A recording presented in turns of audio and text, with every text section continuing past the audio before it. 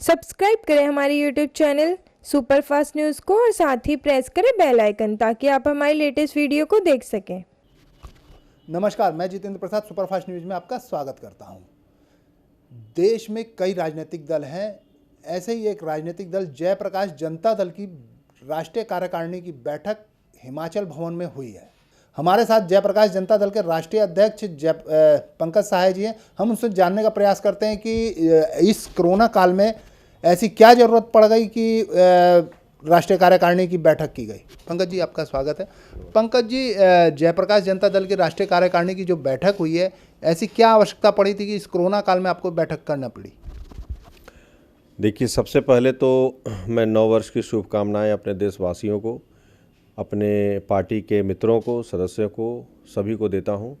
और सवाल आपका यह है कि कोरोना काल के दौरान जब फिजिकल अपीयरेंस बहुत कम है, लोग ज़्यादातर वीडियो कॉन्फ्रेंसिंग के थ्रू कोई मीटिंग अटेंड कर रहे हैं या कुछ कर रहे हैं, तो अभी जो हिमाचल भवन में यह कार्यक्रम हमने फिजिकली रखा सभी को कि भाई आप लोग आइए, और जो लोग नहीं आ सकते थे वीडियो कॉन्फ्रेंसिंग के थ्रू आएँ।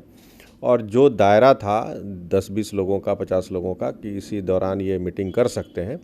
तो कोरोना के द्वारा कि जो दिशा निर्देश जारी हैं जिसमें कि सुरक्षित रहें, उसके प्रोटोकॉल को देखते हुए हमने एक मीटिंग कॉल की।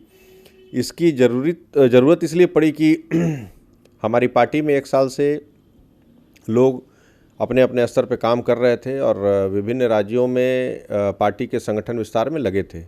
लेकिन चूँकि काफ़ी लंबा समय हो गया था, काफ़ी गैप हो गया था कि किसी को दिशा निर्देश प्रॉपर नहीं पहुंच पा रही थी और काफ़ी कन्फ्यूजन पैदा हो रहा था कि किसकी क्या जिम्मेदारी है, क्या रिस्पॉन्सिबिलिटी है, वो नहीं हो पा रहा था। तो एक बार मिलना ज़रूरी था और नया साल भी था, तो हमने कहा कि अभी थोड़ा सा रिलैक्स हुआ है, कुछ कोरोना के वो जो नॉर्म्स हैं, तो हमने कहा कि सभी को बुलाया जाए। और इसमें कुछ ऐसे लोग भी थे जो पार्टी से हट के पार्टी के खिलाफ कुछ गतिविधियां कर रहे थे, तो उनको भी पार्टी से 6 साल के लिए निष्कासित किया गया है। और ऐसे लोगों को बाहर भी करना था और पार्टी को संगठनात्मक जो मजबूती देनी थी। तो कई लोग ऐसे हैं जिनको हमने बाहर किया और नई जिम्मेदारियों का हमने निर्वहन करने के लिए लोगों को निर्देशित किया। और नई कार्यकारिणी एक नए स्वरूप को लेकर के नई जिम्मेदारियों के साथ आई। तो यह है। और दूसरी स्थिति है कि जो लोग बाहर किए गए उसमें कुछ नाम हैं जो मिनट्स में दिए गए हैं। मिस्टर देवदानी जैन थे और अचल सिंह पवार हैं, सत्यवीर सिंह हैं, पृथ्वीराज यादव हैं। इस टाइप के लोग हैं जो गलत सलत मीडिया में पहले से भी सूचनाएं भ्रमित कर रहे थे लोगों को। तो इन लोगों को निकाला गया और बहुत सारे निर्णय लिए गए। सभी राज्यों के लिए एक एक पदाधिकारी को प्रभार दिया गया और अब व्यवस्थित तरीके से जनता की समस्याओं को और देश में जो सरकार अपना कार्य कर रही है उनकी विवेचनाओं के लिए हमने लोगों को समझाया। और इसके तहत यह एक राष्ट्रीय कार्यकारिणी की बैठक करी और हम समझते हैं कि इस साल के लिए जिम्मेदारियां निर्धारित कर दी गई हैं और इसके अनुरूप काम करेगी पार्टी। आगे राष्ट्रीय कार्यकारिणी के बाद में आगे जयप्रकाश जनता दल का क्या कार्यक्रम रहेगा?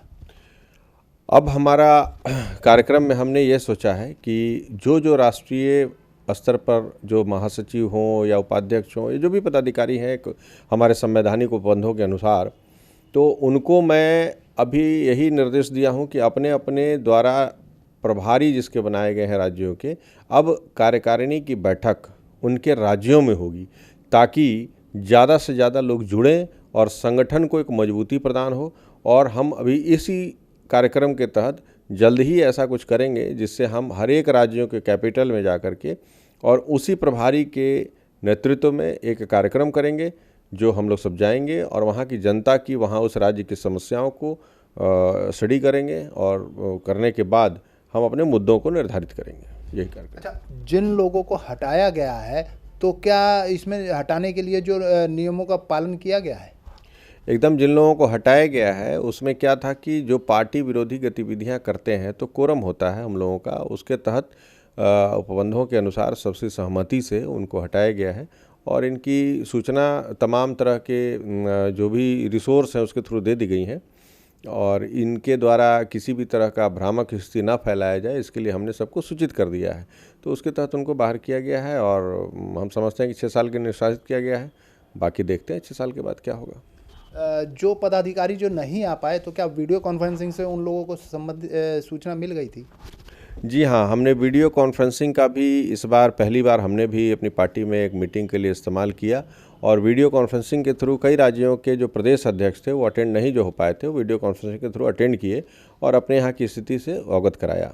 और हमने भी उनको वीडियो कॉन्फ्रेंसिंग के थ्रू उनको मिनट में लिया और उनको हम वर्चुअल करने के बावजूद उनको हम फिजिकल अपीयरेंस के रूप में मानते हुए मिनट में हमने उनको ऐड किया और इस तरह से हमने समापन किया कार्यक्रम का। जयप्रकाश जनता दल की ओर से लोगों को क्या संदेश देना चाहेंगे? देखिए, अभी तो फ़िलहाल देश की जनता 2-3 चीज़ों से बड़ी जूझ रही है। एक तो आर्थिक तंगी बहुत ज़बरदस्त है, बेरोज़गारी बहुत ज़बरदस्त है। कोरोना के दौरान तमाम तरह के इस्टेब्लिशमेंट, दुकान, बड़े मॉल्स वगैरह सभी की हालत ख़राब है। सभी लोग कर्ज में बुरी तरीके से डूबे हुए हैं और वित्तीय जो हालात हैं देश के बहुत अच्छे नहीं हैं। सरकार अपने सुधारने के लिए कदम तो उठा ही रही है, लेकिन कुछ चीज़ों की हम लोग भी एग्ज़ामिन कर रहे हैं कि किस तरीके से उसको वो किया जाए कि लोगों तक पहुंचा जाए। तो सबसे बड़ी चीज़ है बेरोज़गारी। तो अभी फ़िलहाल भारतीय जनता पार्टी के द्वारा जो घोषणा किया गया था आते समय कि हम काला धन वापस लाएंगे और बेरोज़गारी समाप्त करेंगे, तो यह दोनों तो खैर उल्टा ही चल रहा है अभी फ़िलहाल। तो चाहे परिस्थिति कह लीजिए, जो भी कह लीजिए, रोज़गार तो कमी है, लेकिन जयप्रकाश जनता दल अभी फ़िलहाल जो भी सक्षम है कि जहाँ तक प्राइवेट स्तर पे लोगों को रोज़गार दे सके, उसके लिए एक मुहिम शुरू की है और हम उसके तहत लोगों को नीचे स्तर के लोगों को, जो गरीब लोग हैं, उनको रोज़गार देने के लिए प्रयासरत हैं और मुहैया करा रहे हैं। समय देने के लिए धन्यवाद।